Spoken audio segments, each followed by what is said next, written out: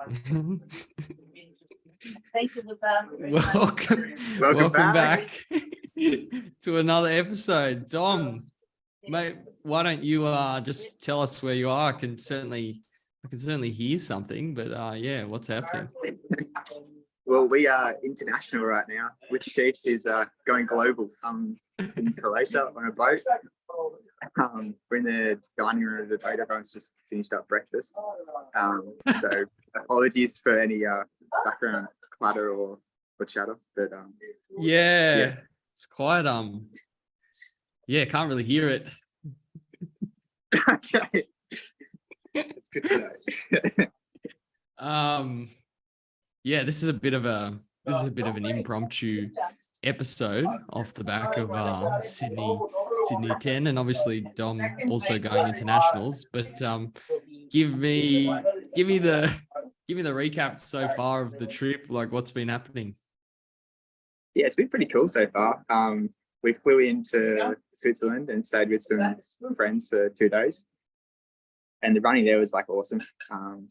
Just running around some nice lakes, but you just got like this whole like Alps in the background all the time. It's just breathtaking views. So I did 2 runs there around 2 different lakes, which is pretty cool.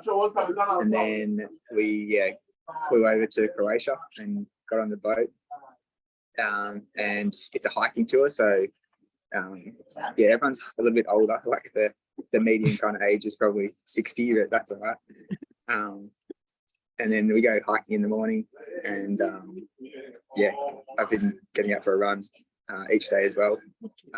Yesterday was pretty solid. Did like a run around one of the islands we went to. It was like 30 k's with 1,000 meters or so elevation. So yeah, trying to keep fit for this mountain run coming up in June. Yeah, very nice. Yeah, it was a pretty solid week. Yeah, I did like 120 k's for the week, I think. Yeah, so that's off the back of you sent that message on. You sent that little thing on Strava saying you've got a certain amount of time to get fit. You do that thing where you just gotta get into fitness real quick. Go. Yeah. Now it's time to turn the fitness dial on, which is good. I like how you said the median age is 60. It reminds me of Kentucky when there was a few rogue couples that were like maybe early 30s, and we thought they were ancient. But anyway, you're probably the old ones out now, aren't you? I thought for some reason it would be like a party boat. I don't know. That's just what I think of. Yeah, we thought about that, but we decided like, that's not really us. Like, we'd rather do something else. So it'll be so rowdy to do this one. A party boat would be no, not for me right now. A bit over that. You probably wouldn't be able to sleep. You certainly wouldn't be podcasting at breakfast right now. No way. It would be chaos, but that would be pretty funny to do an episode on a party boat one day. One day. We're getting older now, Dom. But anyway, so what's the next? How many more days do you have on the boat? I think it goes for like a week. So this is day 3, so another 4 days, I think. Yeah. And then we fly over to the UK, and we're doing a road trip along like the south coast around like Cornwall and stuff. There's apparently a few good park runs there, so it should be interesting. That'll be good. Have you booked? No, that's the car you don't know you've booked yet, right? Or you don't know what it is. I can't remember the car. You're getting a car. We've got a around. car. Oh, okay. Yeah. We're booking a car. We get a car in Croatia as well and drive up to like a national park. So that could be challenging. International driving. But yeah, the UK, we've got a car as well, which will be, I don't know, should be okay. That's good. Yeah. Yep. What about what's been happening in the life of Smitty? Mate, just today's Monday. Sydney 10 was yesterday. Very you would have loved it, mate, even though you're living it up in in Croatia. I think you would have loved it. But everyone seemed to have a pretty good race. Did you see results or? Yeah, had a quick squeeze. Looked like most people ran well, but it seemed like the course might have been a bit longer or something. So we've gone from controversially short to now people are like, oh, it's long. Oh, everyone's mystical PBs have just disappeared. Yeah. Someone said in the Delta chat, someone was asking for feedback about the course. I'm not sure if you saw the message. Right. Someone goes, I liked it much better when it was 9.9 Ks. I was like, yeah, me too. And then and people were ripping on, there was the final stretch was a little bit narrow, and it was like a sharp corner to go back into the stadium. You didn't get to go onto the track? Yeah, we went onto the track, but it was only like that, hasn't it? I think last time you ran a little bit more around the track. Honestly, it was a bit of a blur. That last K, you're really just trying to get to the finish. I didn't really remember. I had some guy chasing me as well. I was chasing him. Then he was chasing me, but did you get him? Mate, I don't have the speed. I only have the speed when I'm beating you at Fingal Bay. That's about it. But I just went. I got him. I went too early, and then I was cooked. I think I had like 200 to go, and then he just overtook me. But it was good. I feel like that was more accurate. I feel like it was more accurate than last year when I ran 32:56. I went back to the activity, and the title was like the time 32:56 and like exclamation quick. I was just like so happy and surprised, but at the same time I was like, that's cool. Also, it's ironic as well because it is a surprise because I probably didn't run that time. But anyway, I would say I think it's fine. Like, yeah. It's a 10K race. You ran the time. No, it was good. It was good. Never mind. I'm going to stop talking too much shit. But talk us through the race, though. Through the race, mate. I think that was probably my best pace 10K. I went out. The goal was to sort of go out at 3:20 pace, and see if I could hold on. I think I talked about in the last episode how I felt like a bit of my fitness was coming back, how it was just, I was feeling better in sessions. So I was kind of like I was pretty confident, not confident that I would get a PB, but I was confident that I could still run an okay time. And I was just trying to get under 33:30. So, I went out holding, just under 3:20s, and it was feeling okay up to 4K. Like I knew if I was going to start, getting into that red zone at 5K, I probably knew I was going to be in trouble. But it's kind of I felt like it was worth just risking it a little bit, but it turned out not to be a risk. So I think I went through 5K in like 16:45, something like that. And then through 6K, I was feeling good. Actually, back on the start, it was, mate, it's absolute carnage at the start. Like everyone's just trying to get around because they have like the elite women's field there. So like people are trying to get around. It was just a bit of carnage, but we managed to get ahead.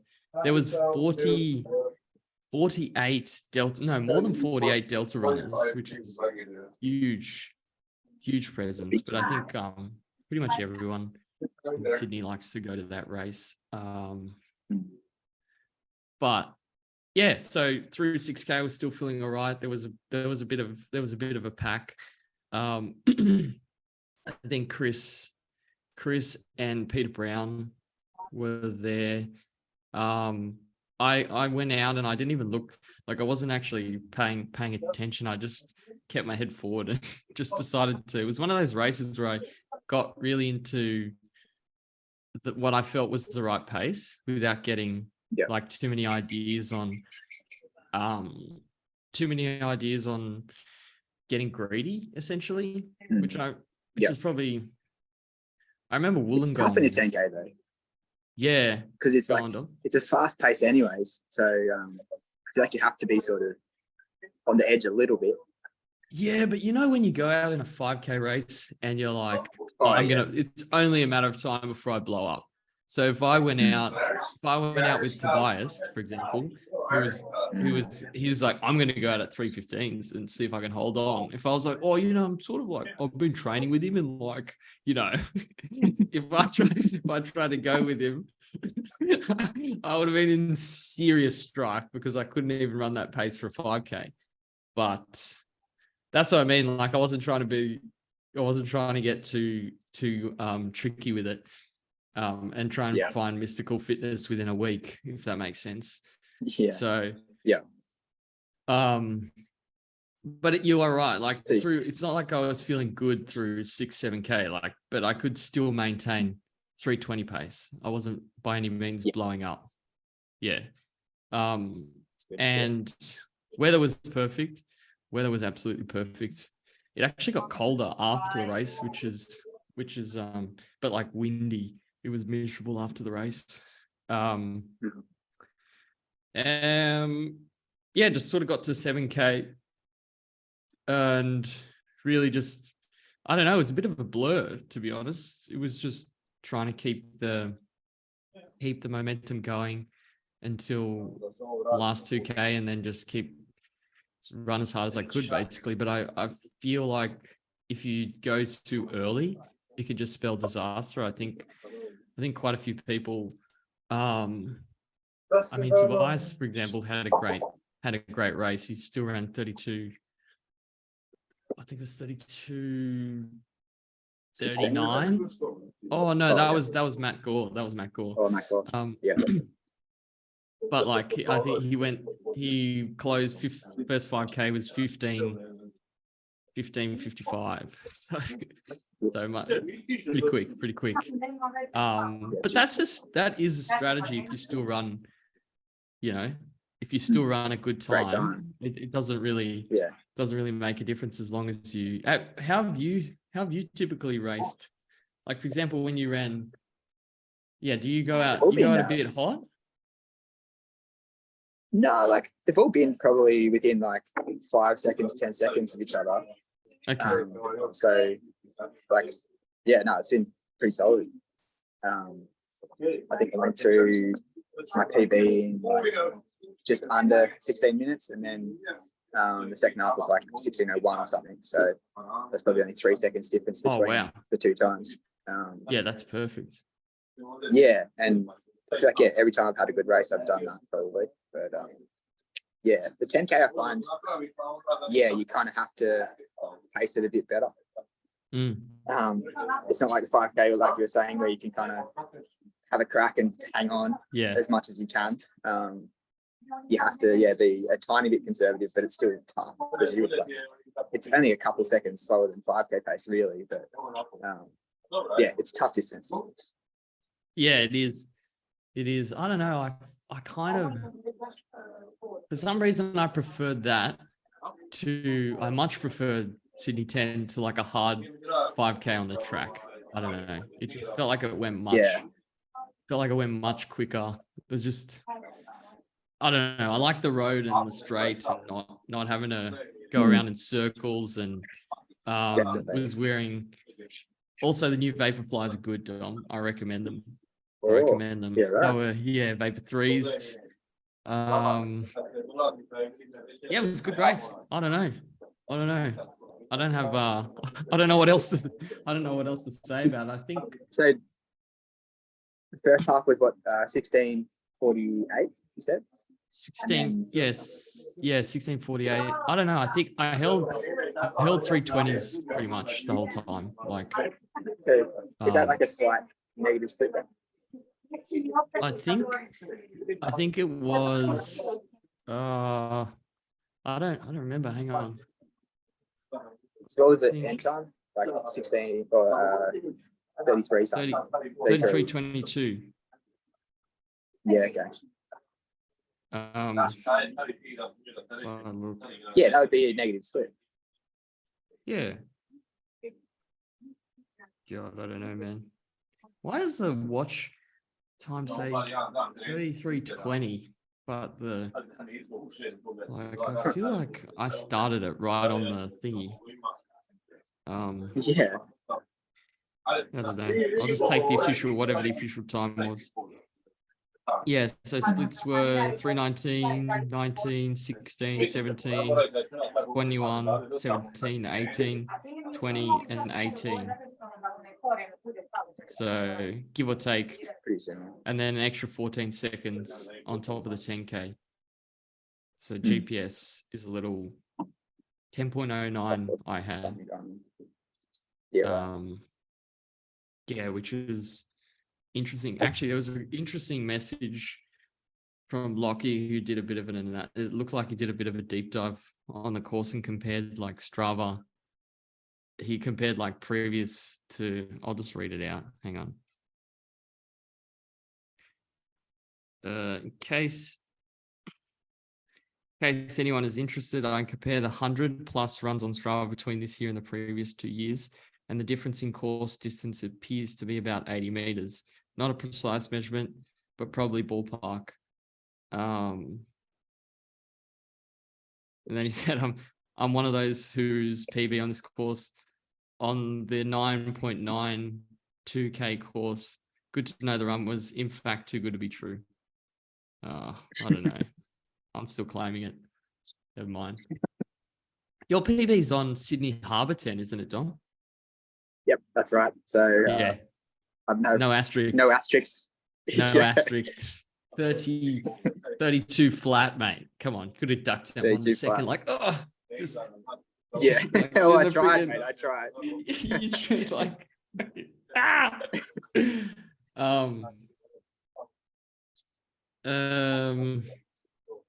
Yeah. Any other good runs? Mate, there was heaps of good runs. We should have probably. This is probably where a bit of preparation comes in because we weren't expecting to record this day. It's gonna be. Yeah. We have to do a training. Maybe have to just lump in a training recap.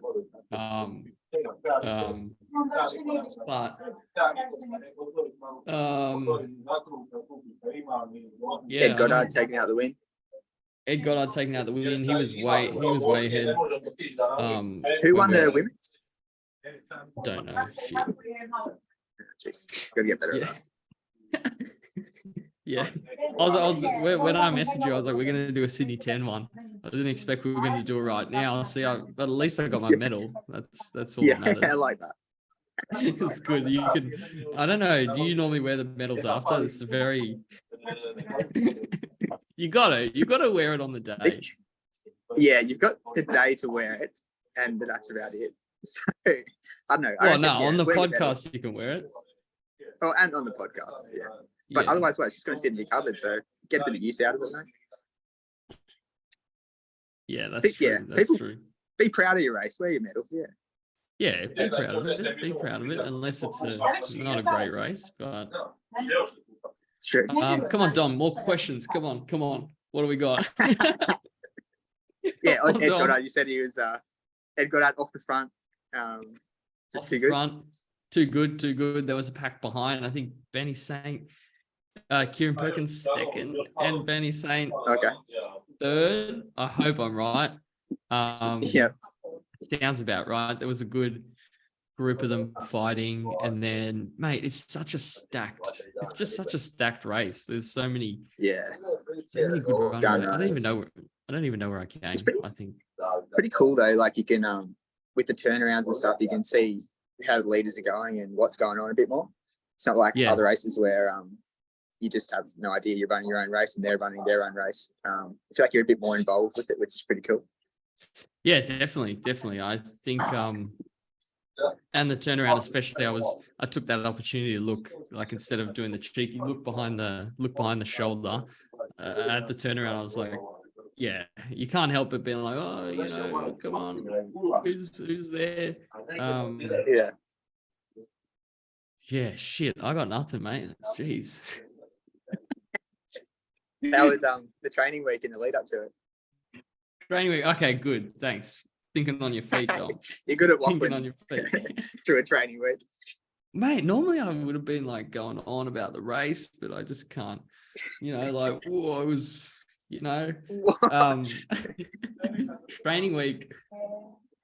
Training week was actually good. We did. Oh, when did we record the last one? Oh, I always forget. Last time, I think it was like just before I left, so that would have been Tuesday. Oh, okay, yeah. So I would have talked about the Delta your session. birthday. Yeah, on your birthday. Happy birthday, Smitty, as well. Big Thanks, Chief mate. turned 29. Wait. 29. Dom, we don't. I'm getting to the age where it's rude. Dom, it's rude to say how old I am. Okay, I'm gonna be offended. Don't worry, mate. You look 18. Still offensive, Dom, but thank you.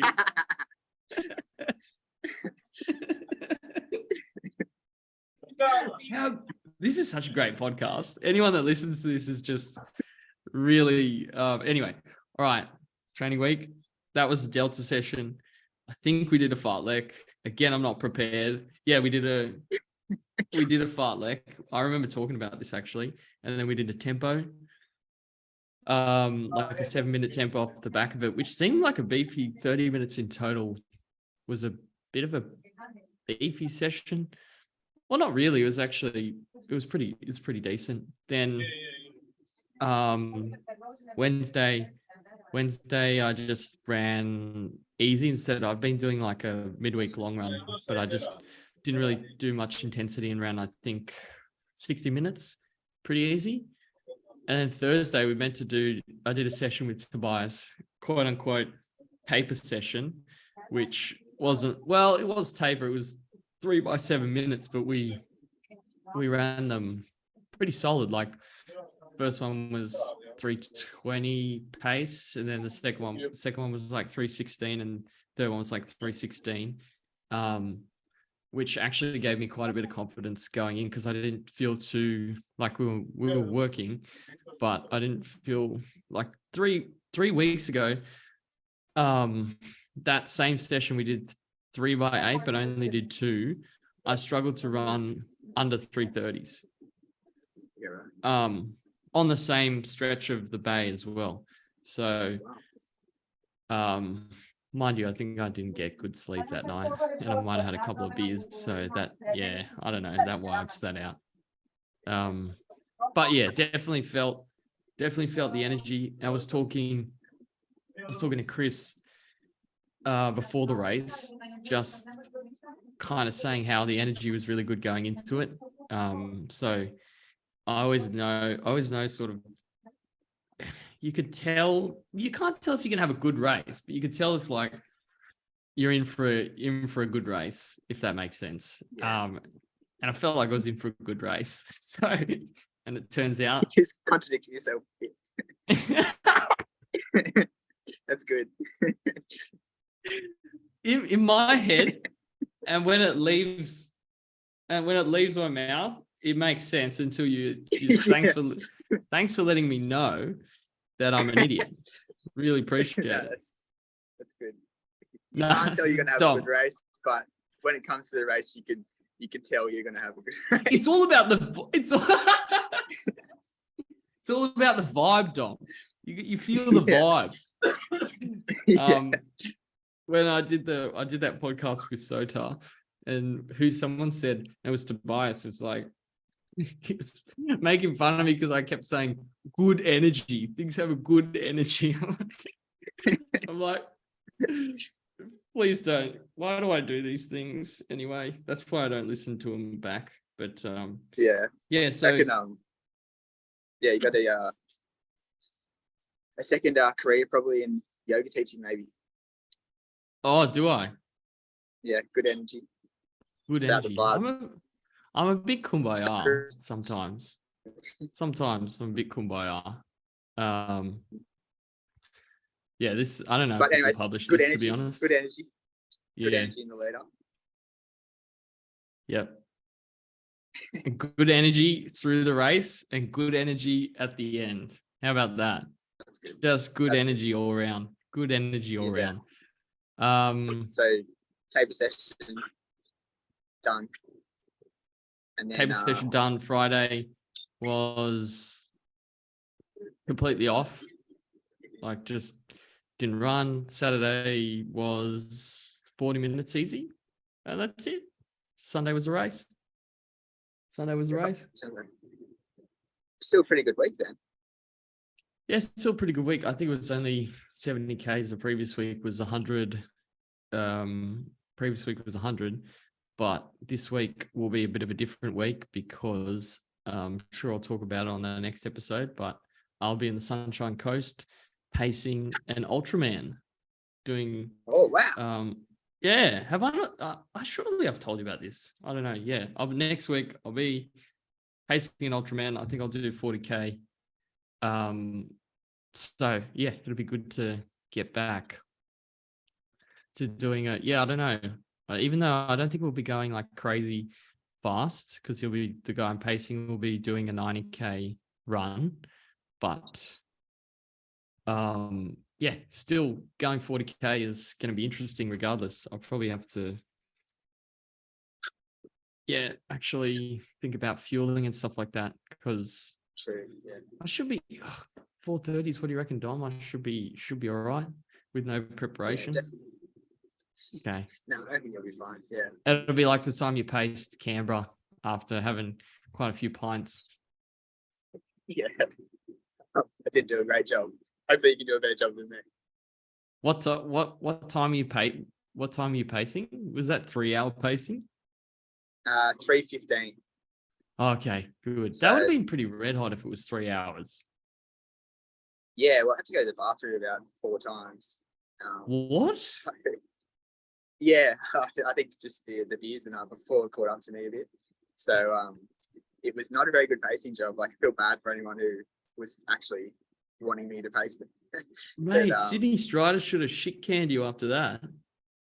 Yeah. I still ran 3:15, so it was all good. Yeah. And helped a couple people get through. That's good. Yeah. You do about as good of a pacing job as I do explaining my emotions on the podcast. But anyway.